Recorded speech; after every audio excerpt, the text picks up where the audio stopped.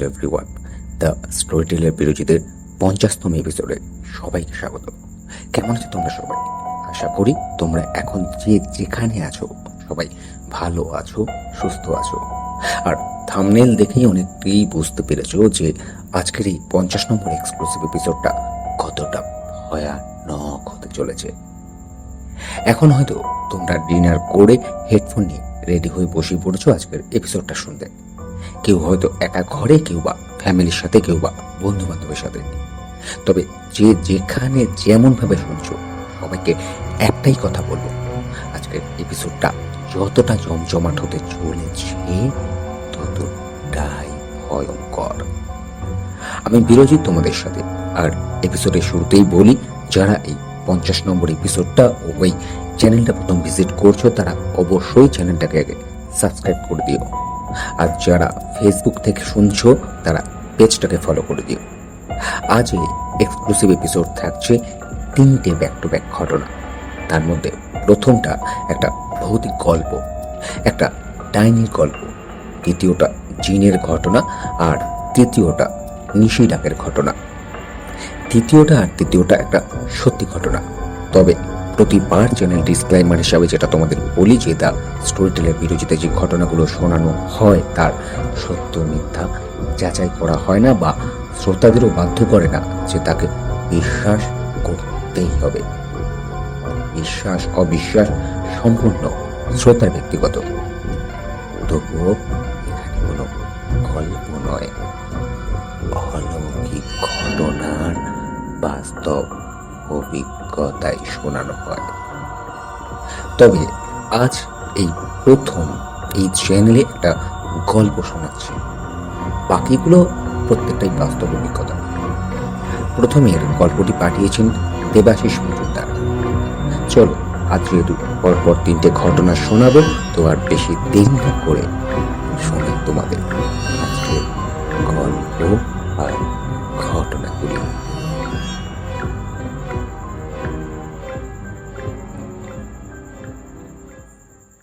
সুব্রতা দেবী একা মানুষ। বহু বছর আগে স্বামী মারা গেছেন, সন্তানাদি নেই, একাই থাকেন একমাত্র কাজের মেয়ে মালতীকে সঙ্গে নিয়ে। সুপারমার্কেটের এক তলায় সৌম্যতা দেবীর একটা নিজের গার্মেন্টের দোকান আছে। এক সময় তার স্বামী নরেশবাবু এই দোকানটা তৈরি করেছিলেন, কিন্তু দোকানটা ভালোভাবে দাঁড়ানোর আগেই নরেশবাবুর অকাল মৃত্যু হয়। সেই থেকে একা হাতে দোকান সামলে দোকানটাকে দাঁড় করিয়েছেন এই সৌম্যতা দেবী। এখন সুপারমার্কেটের আধুনিক পোশাক আশাকের সবচেয়ে বড় দোকান হলো সৌম্যতা দেবীর দোকান। 3জন কর্মচারী আছে এই দোকানে। এই পুজোর আগে দোকানে কেনাকাটা বেশ বাড়ে, ফলে এই সময় রাতের দিকেও দোকান বন্ধ করতে করতে একটু দেরি হয়ে যায়। আর আজও তাই হলো। কর্মচারীরা কাজ গুছিয়ে সৌম্যতা দেবী দিনের ফাইনাল ক্যাশ কাউন্ট করে দোকান বন্ধ করে বেরোতে বেশ দেরি হয়ে গেল। হিসাবের ব্যাপারে সৌম্যতা দেবী কারোর উপর ভরসা করেন না, নিজেই সবটা দেখেন। দোকান বন্ধ করে বেরোনোর সময় আবার একটু এক মশলা অসময়ের বৃষ্টি এসে গেল, ফলে আরো দেরি হলো। সুপারমার্কেটের দোকান থেকে সৌম্যতা দেবীর বাড়ি খুব একটা বেশি দূর নয়। দোকান থেকে একটু হেঁটে জোড়া মন্দিরের মোড় থেকে একটা রিক্সা ধরলে মিনিট 10 মধ্যে তিনি বাড়ি পৌঁছে যান। কিন্তু আজ জোড়া মন্দিরের সামনে এসে দেখলেন কোনো রিক্সা নেই। অন্যদিন এই সময় একটি দুটি হলেও রিক্সা থাকে। আসলে বৃষ্টিটা এসে সব মাটি করে দিয়েছে। রিক্সা চালকেরা তাদের রিক্সা গ্যারেজ করে দিয়েছে। বৃষ্টি থামলেও এত রাতে তারা আবার পথে রিক্সা নামাতে যাবে কেন? বৃষ্টি আসার আগেই বেশিরভাগ মানুষও বাড়ি ঢুকে গেছেন, তাই রাস্তা হবে শুনশান। সৌম্যতা দেবী রিক্সা স্ট্যান্ডে এসে চারদিকে ভালো করে তাকিয়ে দেখলেন অন্য কোনো দ্বিতীয় ব্যক্তি আর ওই পথে নেই। হেঁটেই বাড়ির দিকে এগোবেন কিনা ভাবতে লাগলেন সৌম্যতা দেবী। হাঁটলে অবশ্য বাড়ি পৌঁছাতে প্রায় মিনিট করে 25 লাগবে। হাঁটতে অসুবিধা নেই, কিন্তু একটাই চিন্তা, ঘোষপাড়ার মধ্যে দিয়ে যে রাস্তাটা রয়েছে সেটা ভালো নয়। জায়গাটা যথেষ্ট অন্ধকার আর বেশ কিছু অসামাজিক কার্যকলাপের জন্য জায়গাটার বেশ দুর্নামও রয়েছে। যদিও সোমলতা দেবী বিগত যৌবনা, তবু শত হলেও মেয়ে মানুষ তো। তার উপর তার সঙ্গে বেশ কিছু ক্যাশও রয়েছে, যেটা তিনি দোকানের ক্যাশ বাক্সের কালেকশন থেকে নিয়ে এসেছে পরদিন ব্যাংকে জমা করবেন বলে।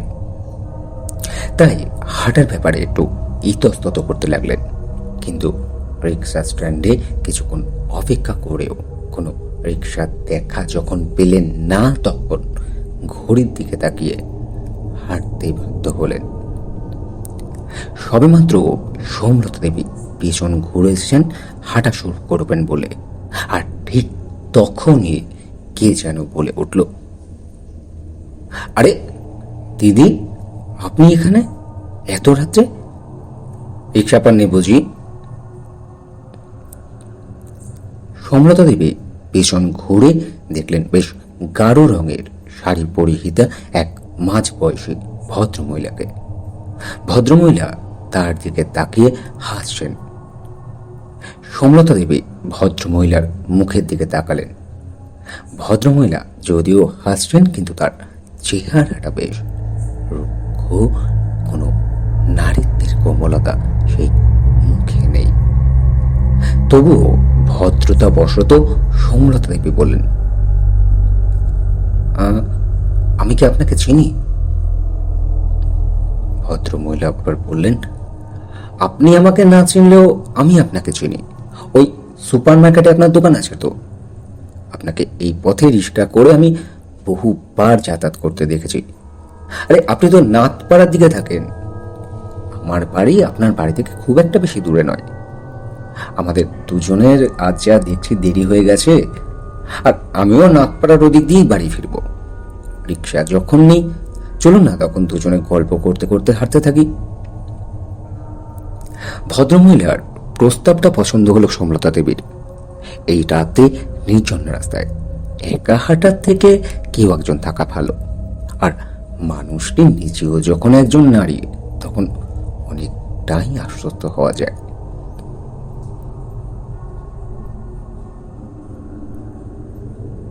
সোমলতা দেবী তাই আর দ্বিরুক্তি করলেন না, দুজনে পাশাপাশি হাঁটা শুরু করলেন।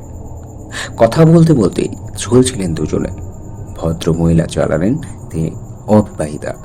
তার সঙ্গে তার এক ছোট বোন থাকে, ওনার মতনই। ওনার বোনও কুমারী।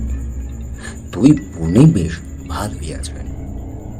সোমলতা দেবীও নিজের জীবনের নানা সংগ্রাম, প্রতিষ্ঠিত হওয়ার লড়াই, বৈধব্যর পর মাথা উঁচু করে সমাজে প্রতিষ্ঠা পাওয়ার লড়াই, এইসব বিষয়ে নানা রকম কথাবার্তা বলছিলেন। বোসপাড়ার তুলনায় আরো বেশি নির্জন একটা অন্ধকার রাস্তাটাও দুজন পেরিয়ে গেলেন নির্বিঘ্নে। তারপরে জেলে পাড়ার মাঠ। এই মাঠের পাশ দিয়ে বাঁ দিকে কিছুটা গেলেই নাথপাড়া পড়বে, আর ডান দিকে জেলে পাড়ার বড় দিকে। এবারে আমি বাঁ দিকে যাব বলে বাঁ দিকে বেঁকতে যেতেই বাধা পেলেন সোমলতা দেবী। কে যেন খুব শক্ত করে তার ডান হাতটা খামচে ধরল। ঈষৎ ব্যথায় সোমলতা দেবী একটু বিরক্ত সহকারে তার সঙ্গেই ভদ্র মহিলাকে বলতে গেলেন, এ কি করছেন? কিন্তু নিজের ডান পাশে তাকাতেই তার ভিলে চমকে উঠল, কারণ তার সঙ্গিনী তার হাত খামচে ধরলেও সেই মানুষটির চেহারা যেন সম্পূর্ণ বদলে গেছে। ভদ্রমহিলার পেছনে এখন খেলা করছে তার হাঁটু পর্যন্ত লম্বা চুল। চোখ দিয়ে যেন আগুন ঠিকরে বেরোচ্ছে, আর মুখে একটা ভয়ঙ্কর বৈচাসিক হাসি।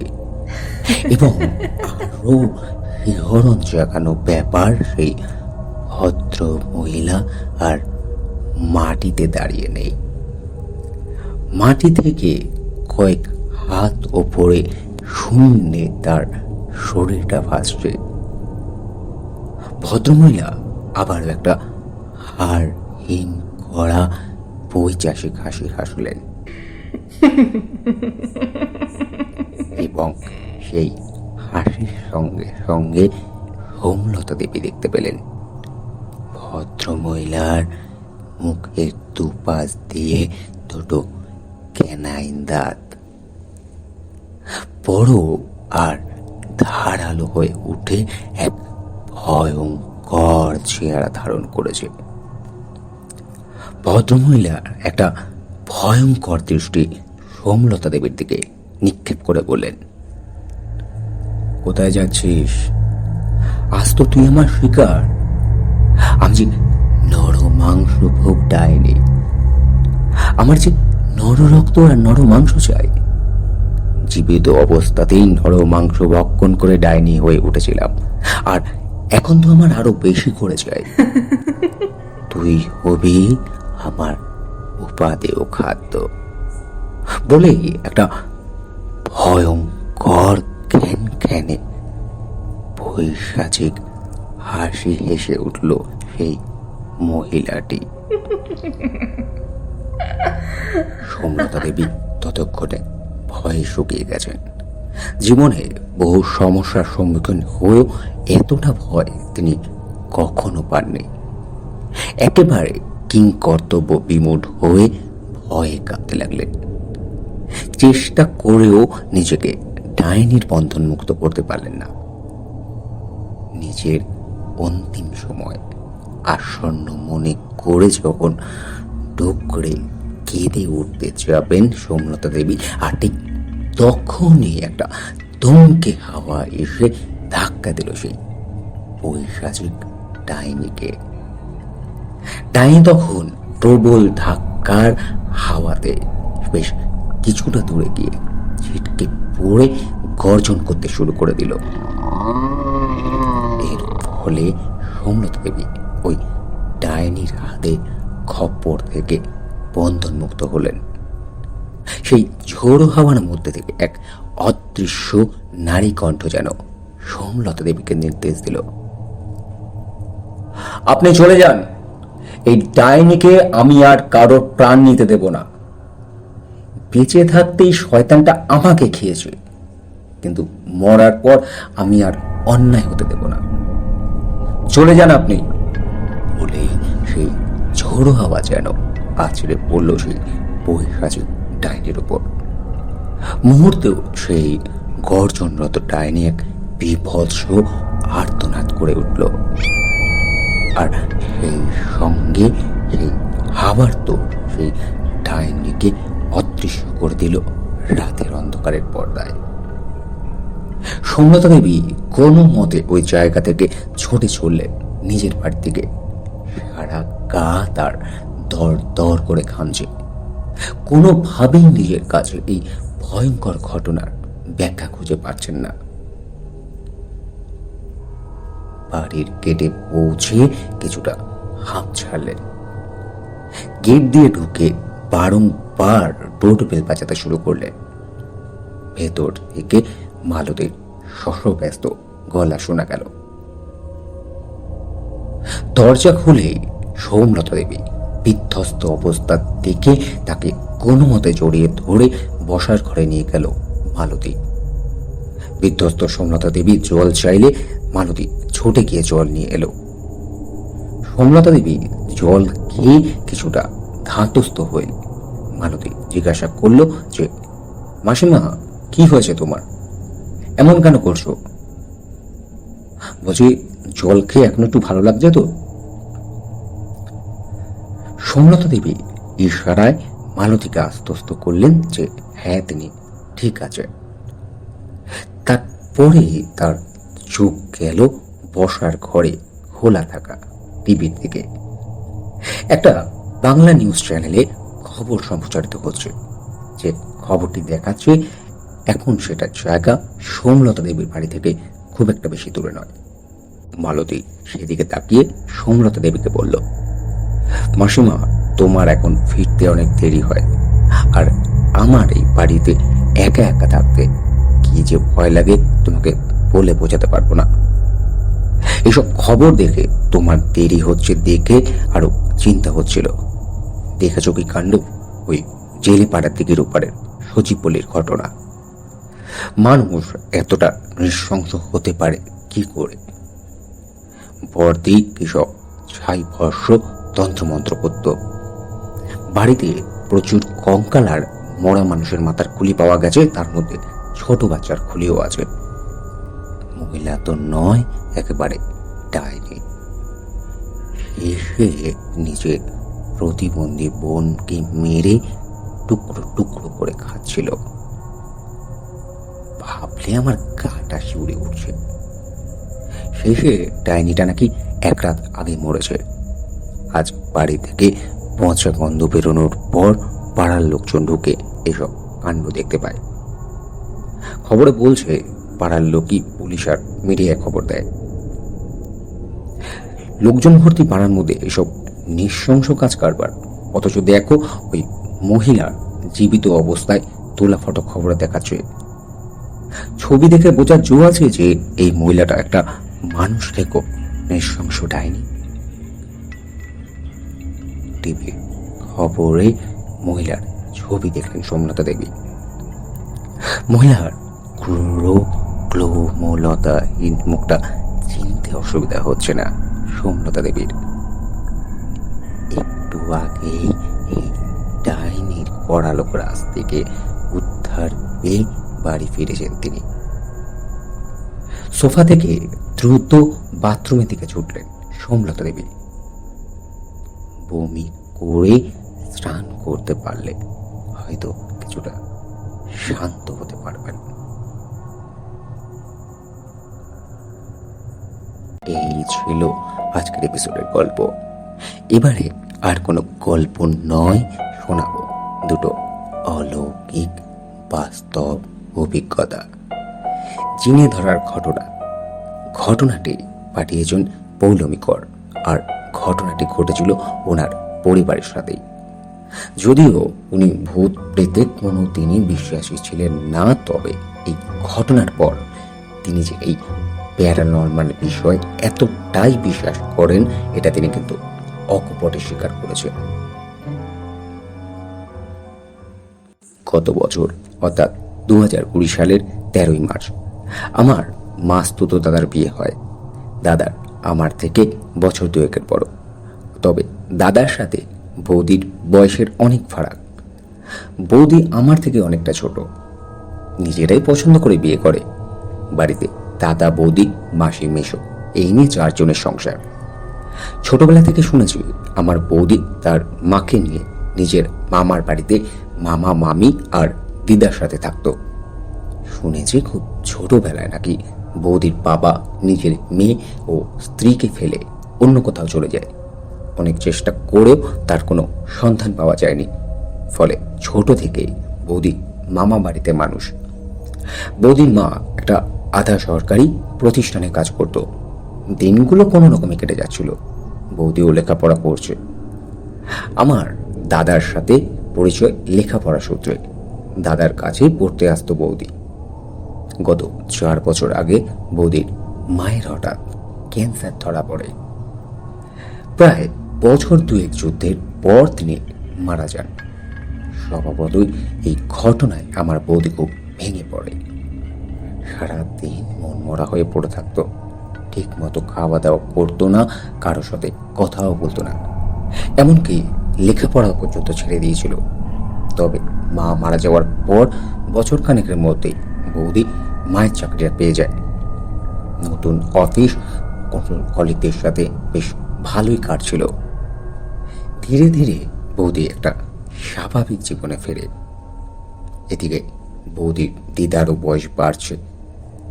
মেয়ের মৃত্যুতে শারীরিক ও মানসিক দিক থেকে অসুস্থ হয়ে পড়লেন তিনি।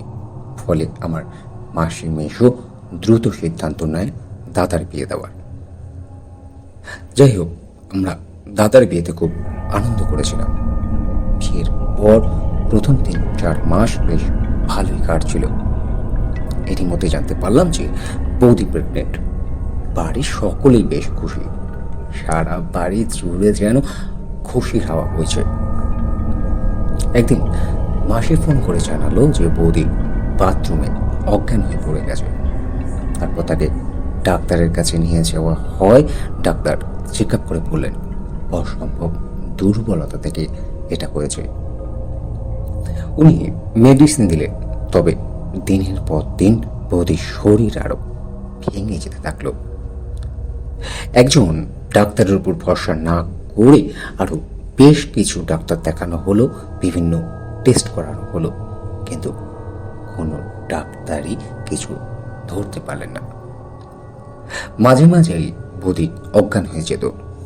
তবে অদ্ভুতভাবে এই ঘটনাটা ঘটত প্রতিদিন সন্ধ্যে 6টা থেকে 6:30টার মধ্যে। প্রায় মাস খানিক এইভাবে চলার পর একদিন হঠাৎ বৌদির সারা শরীরে লাল লাল কিছু দাগ দেখা গেল, ঠিক সিঁদুর খেললে যেমন হয়। প্রথমটায় অ্যালার্জি ভেবে স্কিন স্পেশালিস্টের কাছে নিয়ে যাওয়া হলো। উনি তো দেখে আটকে ওঠেন। শুধু তাই না, উনি মুখের উপর বলে দিয়েছিলেন যে এই জিনিস আমি আমার জীবনে প্রথমবার দেখলাম। তবুও উনি কিছু টেস্ট দিয়েছিলেন। টেস্টের রিপোর্ট হাতে পেয়ে উনি সরাসরি বললেন যে আমাদের মেডিকেল সায়েন্সে এর কোনো ট্রিটমেন্ট নেই, আমরা কিছু করতে পারবো না। ডাক্তারদের কাছ থেকে এই রূপ কথা শুনে আমরা সকলেই হতাশ হয়ে পড়ি। সকাল থেকে সবকিছু ঠিকই থাকতো। যত সমস্যা হতো সন্ধ্যের পর থেকে ধীরে ধীরে ওই লাল দাগগুলো সারা শরীরে ছেয়ে যেতে লাগলো। কিন্তু অদ্ভুতভাবে দাগগুলো সকালের দিকে আপনা আপনি মিলিয়ে যেত। তখন দেখলে মনে হতো যে সারা গায়ে কেউ আঁচড়ে দিয়েছে। মাঝে মাঝে ওইগুলো থেকে আবার রক্তক্ষরণ হতো। বৌদি তখন যন্ত্রণায় পাগলের মতো করত, নিজের মাথার চুল নিজেই টেনে ছিঁড়ত। বাড়ির সকলে উদ্ভ্রান্তের মতো যে ডাক্তারের সন্ধান পাচ্ছে সেখানে নিয়ে যাচ্ছে। অবশেষে এক মুসলিম পীর বাবার ঠিকানা আমরা পাই।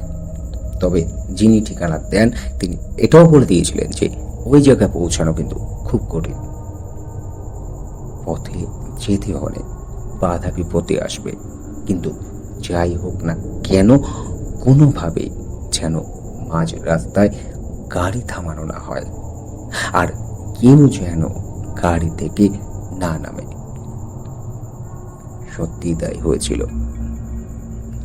আমার মাসি, মেশো আর দাদা বৌদিকে নিয়ে সকাল সকাল বেরিয়ে পড়ে। বেশ কিছুটা যাওয়ার পর গাড়ির স্টার্ট বন্ধ হয়ে যায়। অনেক চেষ্টা করেও গাড়ির স্টার্ট নেয় না। প্রায় আধ ঘন্টা সকলেই গাড়ির মধ্যে বসে থাকে। তারপর হঠাৎই নিজে থেকেই গাড়ি স্টার্ট নেয় এবং চলতে শুরু করে। ঘন্টা দুই পর গাড়ি এসে থামলো বসিরহাটের একটা প্রত্যন্ত গ্রামে। দূর থেকে বোঝা যাচ্ছিল যে এটি একটি কবরস্থান। একচলা একটা ঘরের মধ্যে পীর বাবা বসে আছে, আর বাইরে সারিবদ্ধ হয়ে দাঁড়িয়ে আছে বেশ কিছু মানুষ। প্রত্যেকেই হয়তো নিজেদের সমস্যার জন্য এখানে এসে ভিড় করেছে। গাড়ি থেকে নেমে তিনজন মিলে বৌদিকে ধরে ধরে নিয়ে গেল। পীর বাবার দরজায় পা রাখার সাথে সাথে বৌদি ছিটকে ঘর থেকে বেরিয়ে আসে। পীর বাবার কয়েকজন শিষ্য তাকে টেনে হিঁচড়ে বৌদিকে বাবার সামনে নিয়ে এসে ফেলে। এমনিতে আমার বৌদি ভীষণই রোগা, কিন্তু জানি না কোন অলৌকিক শক্তির বলে শরীরে এত জোর পেল। 2-3 জন সন্ডামার কাছে একটা লোকও যেন সেদিন হিমশিম খেয়ে গেছিল বৌদিকে সামলাতে। পীর বাবা মুখে কোনো কথা বলেন না, সব কিছু শুনে জিনিস দিয়ে বললেন যেগুলো নিয়ম করে বাড়িতে ব্যবহার করতে হবে, আর বৌদিকেও ছেড়ে দিলেন। শুধু আমার দাদাকে বললেন যে ফেরার সময় তুই গাড়ি চালাবি না, আর যাই হয়েছে রাস্তায় গাড়িও থামাবি না। ও হয়তো বিভিন্ন অজুহাতে গাড়ি থামানোর চেষ্টা করবে, কিন্তু কোনোভাবে তোরা গাড়ি থেকে নামবি না, না হলে কিন্তু চরম বিপদ ঘটে যাবে। শুনেছিলাম রাস্তায় নাকি বৌদি অনেকবার নানা অচিলায় গাড়ি থামানোর কথা বলেছিল, কিন্তু গাড়ি থামানো হয়নি। প্রতিদিন সন্ধ্যাবেলায় পীর বাবার দেওয়া জিনিসগুলো মাসি নিয়ম করে পালন করতে থাকে। এমন এক সন্ধ্যাবেলা মাসি তুলসী মন্দিরে প্রদীপ দিয়ে ঘরে এসে দেখে বৌদি বিছানায় কপালের উপর হাত দিয়ে শুয়ে আছে। মাসি অনেকবার নাম ধরে ডাকে, কিন্তু কোনো সাড়া পায় না। তখন মাসি জোর করে কপাল থেকে হাতটা সরানোর চেষ্টা করে। তা না পেরে মেশুয়ার দাদাকে ডাকে। মেশুয়ার দাদা অনেক চেষ্টা করে, কিন্তু সে চেষ্টাও বিফলে যায়। নিরুপায় দেখে দাদা সজোরে এক চড় মারে বৌদির গালে। বৌদি ধীরে ধীরে নিস্তেজ হয়ে পড়ে। এর প্রায় 2-3 দিন পর একদিন বাড়ির সবাই মিলে দুপুরে খেতে বসেছে। বৌদিও বসেছে সবার মাঝে, সবাই নিজের মনে খাচ্ছে। হঠাৎ কোথা থেকে একটা ছোট্ট চিরকুট বৌদির খাবার থালায় এসে পড়ে। সবাই তো অবাক হয়ে যায়, কোথায় হাওয়ার লেশ মাত্র নেই, অথচ চিরকুটটা আসলো কোথা থেকে। ভয়ে ভয়ে আমার মাসি চিরকুটটা খোলে। চিরকুটের মধ্যে লাল কালি দিয়ে আরবি ভাষায় কি সব যেন লেখা, যদিও তা কারোর পক্ষেই পড়া সম্ভব হচ্ছিল না বা বোঝা সম্ভব হচ্ছিল না। সাথে সাথেই মাসি ওই কাগজটা আগুনে পুড়িয়ে ফেলে। সেদিন সন্ধ্যা থেকে বৌদি সারা শরীরে আবারও সেই লাল দাগ, তার সাথে অসহ্য যন্ত্রণা। এরই মধ্যে বৌদি হঠাৎ বাথরুমে যেতে চায়। আমাদের ডাইনিং রুমে একটা ফ্রিজ আছে, আর বাথরুমে যেতে হলে ডাইনিং রুম পেরিয়ে ফ্রিজের পাশ থেকে যেতে হয়। হঠাৎ বৌদি ফ্রিজের কাছে যেতে চিৎকার করতে থাকে, কিছুতেই ওই ফ্রিজের পাশ দিয়ে যাবে না। বলে যে ফ্রিজের মধ্যে কিছু আছে, আমি ওখান দিয়ে যাব না। দাদা তখন খুব রেগে গিয়ে বৌদিকে বলে, ওখানে কিছু নেই, সব তোমার মনের ভুল। আচ্ছা দাঁড়াও, তোমাকে আমি ফ্রিজ খুলে দেখাচ্ছি। বলে দাদা ফ্রিজ খুলে। মিনিট 5 খোঁজাখুঁজির পর কিছুই পাওয়া গেল না, কিন্তু ফ্রিজ বন্ধ করার সময় দাদার নজরে পড়ে ফ্রিজের সাইড পকেটগুলোতে দুটো সাদা কাগজ। খুলে দেখে সেই লাল কালি দিয়ে লেখা আরবি ভাষা, আর তার থেকে মিষ্টি আতরের সুমিষ্ট গন্ধ সারা ঘর ছেয়ে গেছে। প্রথমে দাদা ভেবেছিল যে দুপুরের কাগজটা বৌদি হয়তো সবার চোখের আড়ালে ফ্রিজের ভেতর রেখে দিয়েছে, কিন্তু পরক্ষণে মনে পড়ে ওই কাগজ তো মাসি দুপুরেই নিজের হাতেই পুড়িয়ে দিয়েছে। তবে এটা এলো কোথা থেকে? এসব 7-5 ভাবতে ভাবতে রাত বেড়ে যায়। রাতের খাওয়া দাওয়া শেষ করে সবাই শুয়ে পড়ে। রাত তখন কটা হবে, প্রায় 3-3:30। হঠাৎ বিকট ভাবে দরজা খোলার শব্দে মাসির ঘুম ভেঙে যায় আর ধর্মড়িয়ে ওঠে। এমনিতে বৌদির এই ঘটনার জন্য বাড়ির কেউই ঠিক করে ঘুমায় না। মাসি ছুটে আসে দাদার ঘরে, দেখে ঘরের দরজাটা খোলা আর বৌদিও ঘরে নেই। চিৎকার করে আমার দাদাকে ডাকে। মাসির চিৎকারে বাড়ির সবার ঘুম ভেঙে যায়। সবাই মিলে তন্ন তন্ন করে সারা বাড়ি খোঁজে, কিন্তু বৌদিকে কোথাও খুঁজে পাওয়া যায় না। অবশেষে সকালে সবাই বাড়িতে আসে। ততক্ষণে বৌদি বাড়ির গলির শেষ প্রান্তে চলে গেছিল। দূর থেকে আমার দাদা দেখতে পেয়ে ছুটে যায় এবং বৌদিকে টেনে হিঁচড়ে ঘরে নিয়ে আসে। পরদিন সকালবেলা বাড়ির সকলে লক্ষ্য করে বৌদির সারা শরীরটাকে কেউ যেন প্রচন্ড রাগে আঁচড়ে দিয়েছে। সেই মুহূর্তে আমার আরেক মাসি, যিনি খ্রিস্ট ধর্ম গ্রহণ করেছেন, তিনি ফোনে বাইবেল পাঠ করতে থাকেন আর অদ্ভুতভাবে বৌদির গায়ের আঁচড়গুলো মিলিয়ে যেতে থাকে আর যন্ত্রণাটাও অনেকটা কমে যায়। অসহায় হয়ে আমার দাদা আবার সেই পীর বাবাকে ফোন করে। সমস্তটা শোনার পর উনি বলেন যে আমি এখানে বসে তো কিছু করতে পারবো না, আমাকে তোদের বাড়ি যেতে হবে। তো পরদিন সকাল হতেই দাদা গাড়ি নিয়ে ছোটে সেই পীর বাবাকে আনতে। বৌদিকে দেখা মাত্রই পীর বাবা বলে বৌদিকে চিনে ধরেছে। কেউ ইচ্ছাকৃতভাবে বৌদির ক্ষতি করার জন্য জিন চালান দিয়েছে। বৌদি তো পীর বাবাকে দেখে চিৎকার করতে থাকে।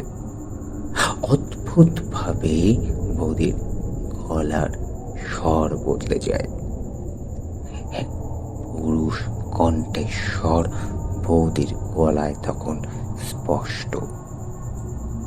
2-3 জন মিলেও বৌদিকে ধরে রাখতে পারছে না, শুধু ছটপট করছে আর বলছে আমি ওকে ছাড়বো না।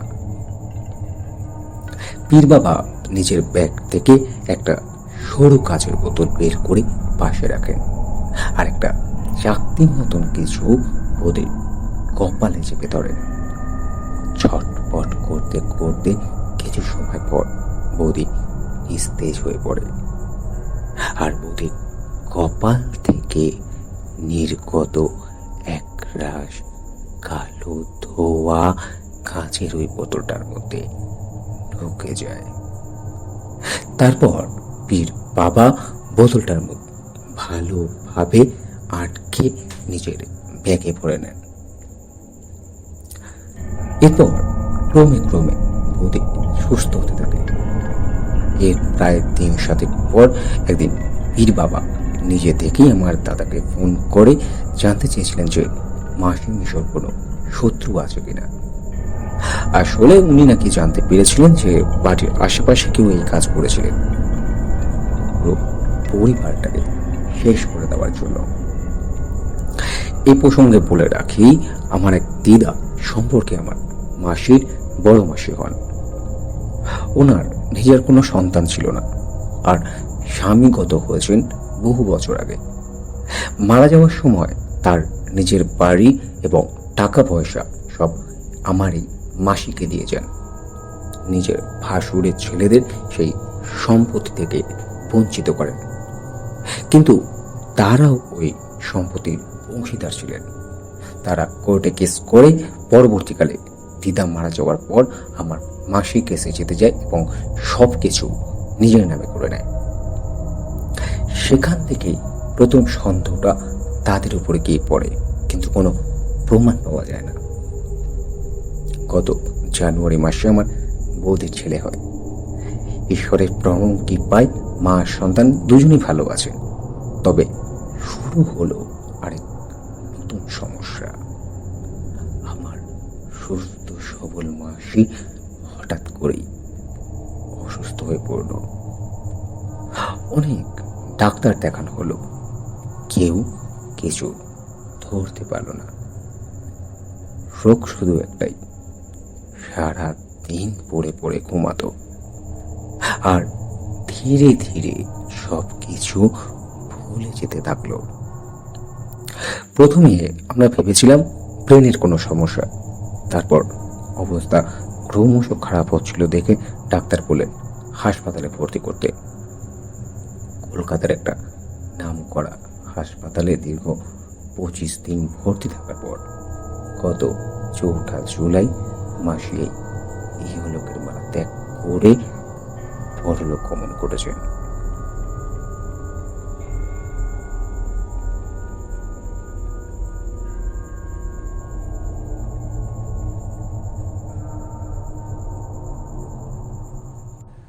এই ছিল আজকের এপিসোডের দ্বিতীয় ঘটনা। ঘটনাটি পাঠিয়েছিলেন পৌলমী কর। এবারে শোনাবো তৃতীয় আর শেষ ঘটনা, এক ভয়ানকতম ঘটনা, নিশি ডাকের ঘটনা। ঘটনাটি পাঠিয়েছেন মোনালিসা চ্যাটার্জি। তবে এই ঘটনা শোনানোর আগে তোমাদের একটা ছোট্ট কথা বলি যে দ্য স্টোরি টেলার বিরোজিত চ্যানেল কখনোই ভৌতিক ব্যাপারটাকে বা তন্ত্র মন্ত্র জাতি ভৈরব এসব প্রচার করে না। শুধুমাত্র ভিকটিমদের পাঠানো ঘটনাকে তোমাদের সবার সামনে তুলে ধরে, আর এটা নিতান্তই সাধারণভাবে। চলো এবারে শোনাই তোমাদের সেই নিশি ডাকের ঘটনা।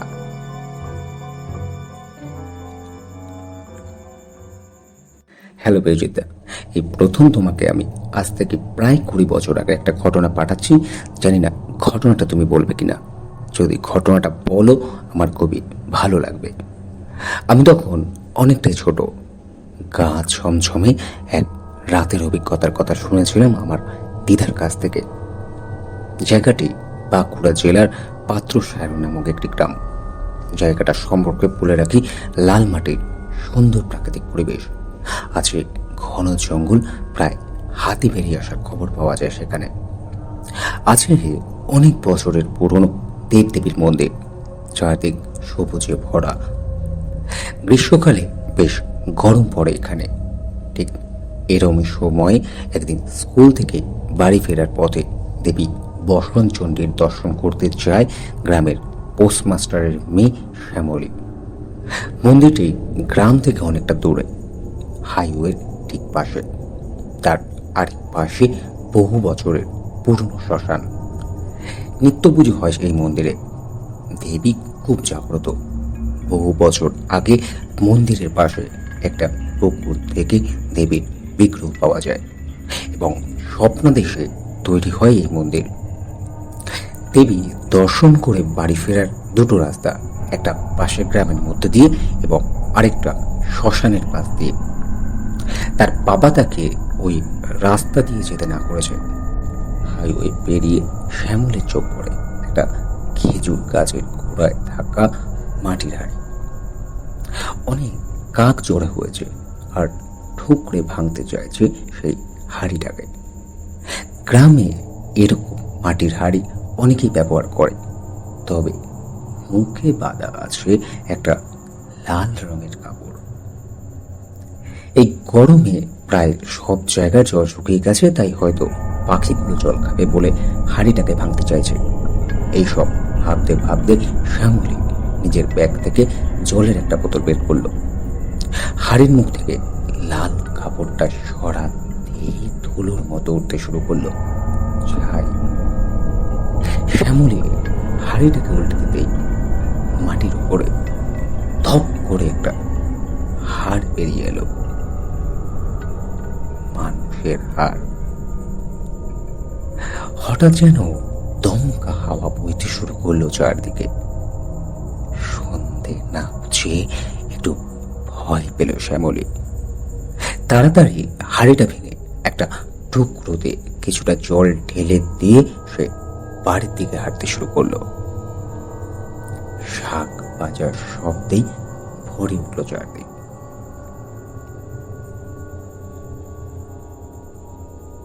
বাড়ি ফিরে হাত মুখ ধুয়ে নিজের ঘরে বসে সে ভাবতে শুরু করলো এই অদ্ভুত ঘটনাটা। তবে বাড়িতে কাউকে বলার উপায় নেই, কারণ ওই রাস্তা দিয়ে আসতে বারণ করেছিল তারা, সেটা অমান্য করেছে সে। বাড়িতে জানতে পারলে বাবা মা খুব বকবে, তার চেয়ে বরং থাক। এই ভেবে সে এড়িয়ে গেল।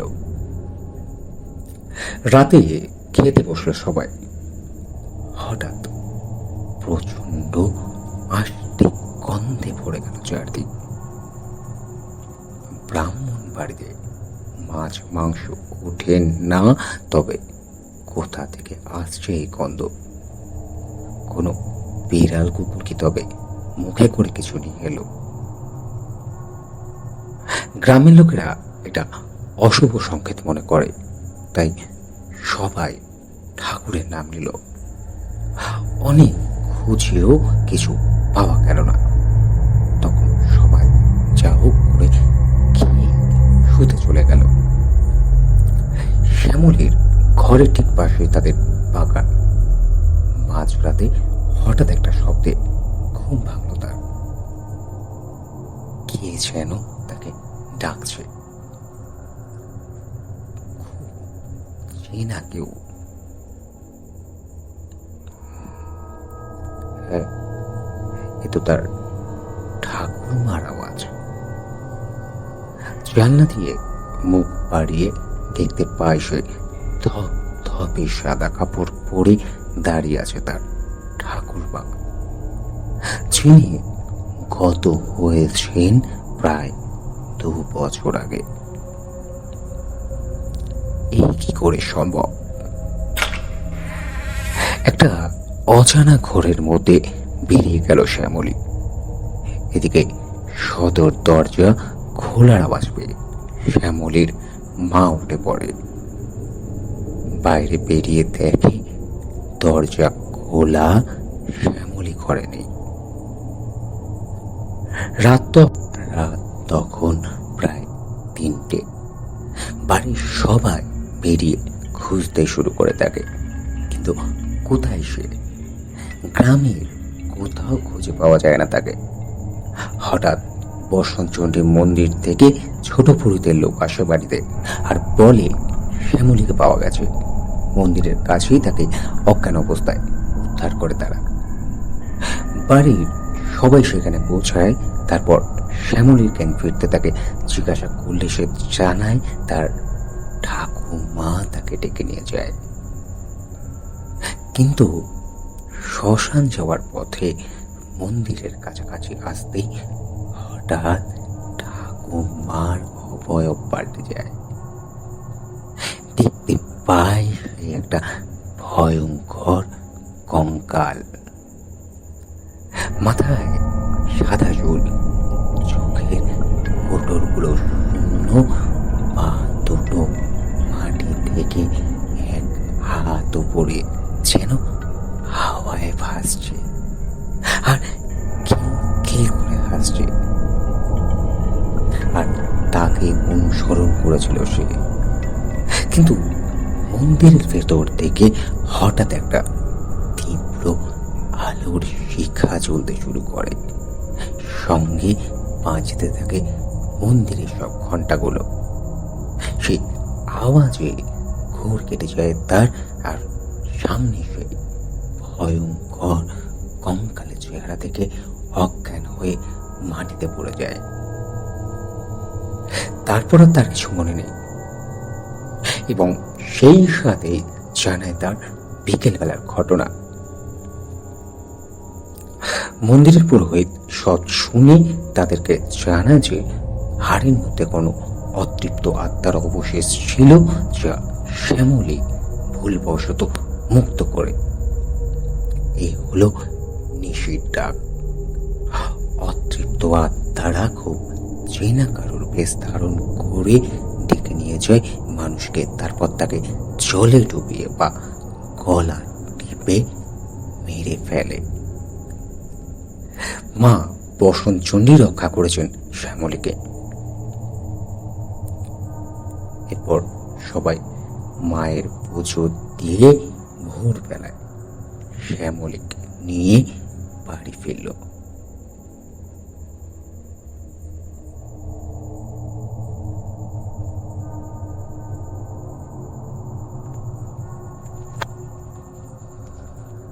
এই হলো আজকের 50তম এক্সক্লুসিভ এপিসোড। কেমন লাগলো আর কোন গল্প বা ঘটনা শুনে তোমাদের একটু হলেও বুকটা ধড়মড়িয়ে উঠলো, নিচে কমেন্ট বক্সে কমেন্ট করে জানাও। আর এপিসোডটাকে লাইক শেয়ার করতে কিন্তু একদম ভুলো না। তোমাদের লাইক শেয়ার কমেন্ট মানে আমার একজন সাপোর্টার প্লাস এই পরিবারের একজন সদস্য। আর তোমাদের উপর এইটুকু বিশ্বাস যে তোমরা এটা করবে। তো যাই হোক, আজ অবধি তোমাদের থেকে যতটুকু ভালোবাসা পেয়েছি সেটা আমার কাছে অনেক। আরও লাইক শেয়ার করে সামনের দিকে এগিয়ে নিয়ে চলো তোমাদের এই পরিবারটিকে।